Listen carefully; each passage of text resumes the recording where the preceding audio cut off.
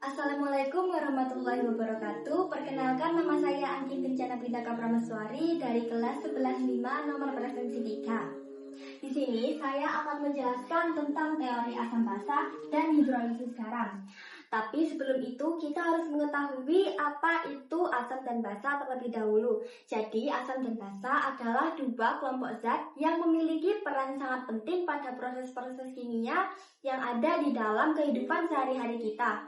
Contohnya seperti yang ada di lingkungan sekitar kita maupun di dalam tubuh kita. Contoh realnya di dalam lingkungan sekitar kita itu seperti pada penelitian-penelitian di laboratorium, asam dan basa ini perannya sangat penting. Selain di penelitian di laboratorium, asam dan basa ini juga memiliki peran yang sangat penting dalam perindustrian makanan.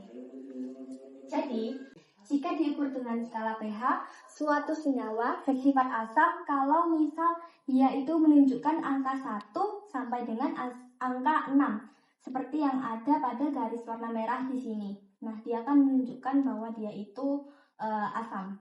Nah, jika suatu senyawa bersifat basa, maka dia akan menunjukkan skala dari angka 8 sampai dengan angka 14, seperti yang ada pada garis warna biru di sini. Nah, kan dia menunjukkan ini basa. Nah, suatu senyawa itu bisa dikatakan bersifat asam kuat kalau misal dia itu menunjukkan dari angka 1 sampai dengan angka 3. Nah, kalau dia menunjukkan angka 4 sampai dengan angka 6, berarti senyawa tersebut itu menunjukkan bahwa dia itu merupakan asam lemah. Sementara kalau misalnya suatu senyawa itu menunjukkan dari angka 8 sampai dengan 11, berarti dia bersifat basa lemah. Dan jika suatu senyawa itu menunjukkan angka 12 sampai 14, berarti dia bersifat basa kuat.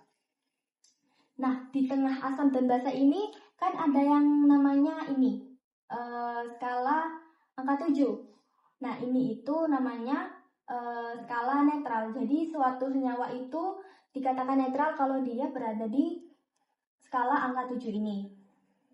Nah, sementara itu ciri-ciri lain dari asam dan basa, kalau misal asam itu diberikan kepada lakmus biru, maka lakmus biru tersebut akan menjadi merah.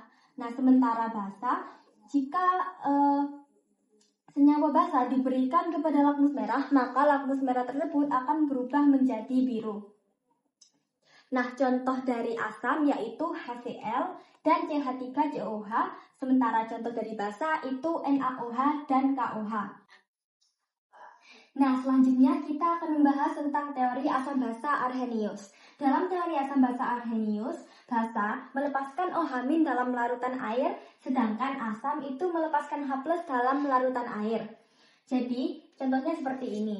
HCl jika di dalam larutan air itu akan terionisasi sehingga ia menjadi H+ dan Cl-. HCl ini melepaskan H+, jadi ia termasuk larutan yang bersifat asam.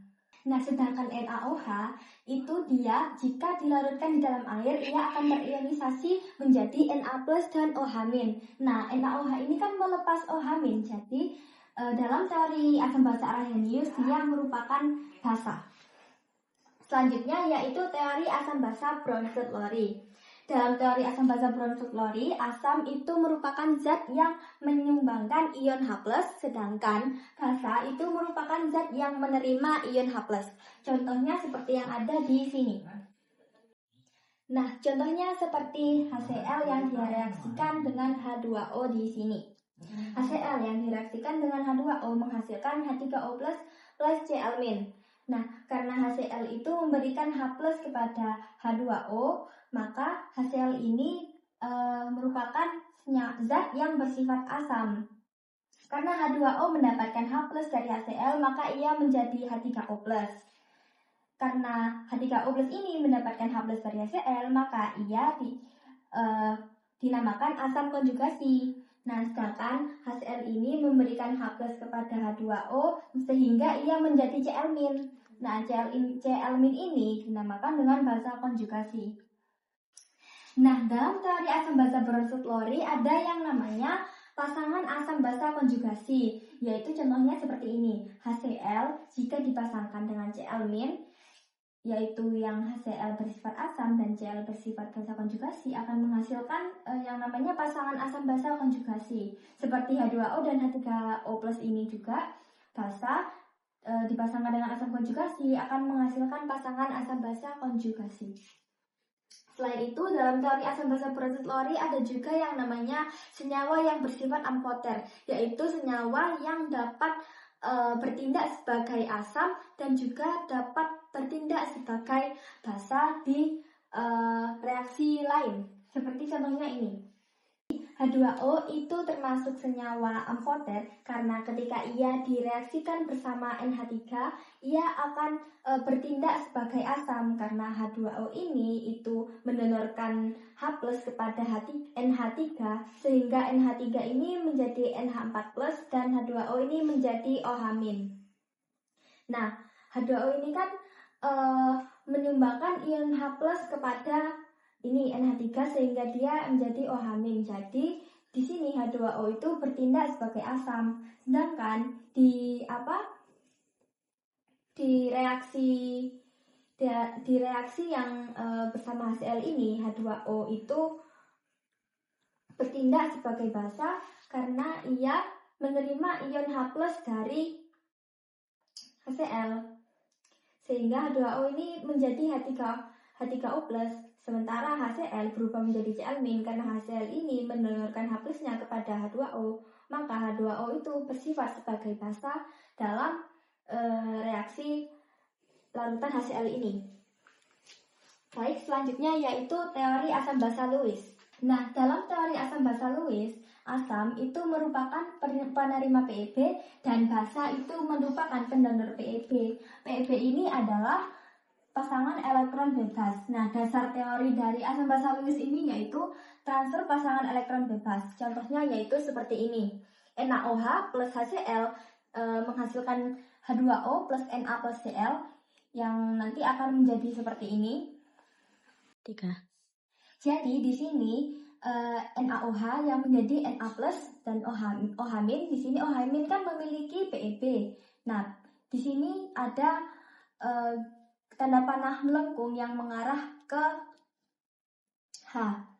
Nah, tanda panah melengkung ini berarti nanti akan terbentuk ikatan baru dari atom yang memiliki PEB ini dengan atom yang dituju oleh anak panah. Nah, sedangkan di sini kan ada Cl- yang memiliki PEB. Nah, ini ada tanda anak panah yang mengarah dari garis ikatan ke PEB di sini. Nah, itu nanti berarti ada PEB yang akan didonorkan kepada Cl- ini dari atom yang di sebelah sini. Jadi, sehingga di sini nanti itu OH- plus H nanti akan berubah menjadi ini, H2O. Karena dia menerima PEB dari OH-. Nah, sedangkan Cl- ini nanti akan bersama Na+ menjadi Na plus Cl-. Nah, Cl- ini menerima PEB dari ikatan yang ada di sini. Nah, selanjutnya kita akan membahas tentang jenis-jenis hidrolisis garam. Di sini jenis-jenis hidrolisis garam itu ada 4. Nih. Tapi nanti hanya ada satu jenis saja yang garam tersebut itu terhidrolisis secara sempurna atau secara total. Nah, kita bahas mulai dari yang nomor 1, yaitu garam dari asam kuat plus basa kuat. Nah, garam dari asam kuat plus basa kuat ini dia tidak terhidrolisis. Jadi, dia tidak bereaksi. Contohnya seperti NaCl. Jadi, NaCl ini Na plus Cl- dan yang menghasilkan pH 7. Jadi, tidak terhidrolisis, dia netral. Nah, nomor 2 ini, garam dari asam kuat dan basa lemah. Garam dari asam kuat dan basa lemah ini, dia terhidrolisis secara sebagian, parsial. Dan sifatnya itu asam, karena di sini dia dari asam kuat. Karena dia dari asam kuat, maka dia bersifat asam. Basanya itu lemah ya. Nah, contohnya itu seperti NH4Cl, NH4 plus H2O yang menghasilkan ini NH3 plus H3O+. Jadi pH-nya itu nanti di bawah 7. Maka dia bersifat asam sesuai yang ada di skala pH tadi. Itu jika pH-nya di bawah 7, maka dia akan bersifat asam. Nah, selanjutnya yaitu nomor 3, garam dari asam lemah dan basa kuat. Dia itu terhidrolisis sebagian, seperti yang nomor 2 ini. Tapi bedanya dia ini bersifat basa, karena di sini dia itu basa kuat dengan asam lemah. Nah, basa kuat dengan asam lemah, ini istilahnya asamnya itu kalah dengan basanya. Jadi basanya ini lebih dominan. Contohnya seperti CH3CONH yang pH-nya nanti itu akan menjadi di atas 7. Nah, reaksinya seperti ini. Selanjutnya yaitu nomor 4, garam dari asam lemah dan basa lemah. Garam dari asam lemah dan basa lemah ini nanti itu terhidrolisis secara sempurna atau total. Nah, nanti pH-nya itu tergantung perbandingan Ka dan Kb-nya. Ka ini ketetapan asam dan Kb itu ketetapan basa. Contohnya NH4CH3COO ini. Nah, jika Ka itu lebih besar dari Kb-nya, berarti pH-nya asam. Nah, kalau Ka itu lebih kecil dari Kb-nya, berarti pH-nya itu basa. Kalau Ka sama dengan Kb, berarti pH-nya netral. Nah, selanjutnya ada rumus perhitungan asam basa. Di sini ada rumus asam kuat, yaitu H+ sama dengan A dikali Ma, yaitu molaritas asam. Dan ada basa kuat di sini OH- sama dengan B dikali Mb, yaitu molaritas basa kuat. Dan di sini ada rumus asam lemah, yaitu H+ sama dengan akar Ka dikali Ma. Nah, selanjutnya di sini ada rumus basa lemah, yaitu OH- sama dengan akar Kb dikali Mb. Nah, sementara di sini ada cara menghitung pH, yaitu min log H+, dan cara menghitung pOH, yaitu min log OH-. Nah, ini adalah Kw. Kw-nya sama dengan 1 dikali 10 pangkat min 14. Selanjutnya kita akan mencoba mengerjakan contoh soal yang ada di bawah ini. Di sini itu kan asam lemah. Kita menggunakan rumus yang ini. H+ sama dengan akar Ka dikali Ma. Jadi H+ sama dengan akar Ka dikali Ma. Dan dengan Ka-nya di sini 1,8. Jadi akar 1,8 dikali 10 pangkat 5 dengan molaritas asamnya yaitu 0,1 kali 0,1. 1,8 dikali 10 pangkat min 6. Karena di sini 0,1, jadi di sini tinggal dipindahkan aja, jadi kurang pangkat min 6. Nah, jadi di sini jika di akar itu nanti akan menjadi 1,34 pangkat 10 min 3. Nah, nanti akan dijadikan menjadi pH. Sini jadinya pH sama dengan min log H+. Nah, jadi di sini min log 1,34 kali 10 pangkat min 3. Jadinya sini 3 min log 1,34 menjadi 2,87. Ini hasilnya 2,87. Untuk soal-soal yang lainnya menggunakan rumus yang ini ya. Jika diketahui basa lemahnya berarti menggunakan yang ini. Nah, nanti di soal itu akan diketahui Kb-nya. Jadi menggunakan rumus yang ini. Jika di soalnya itu diketahui bahwa misalnya senyawa atau larutannya itu merupakan basa kuat, jadi memakai rumus yang ini. Dan jika asam kuat itu memakai rumus yang ini.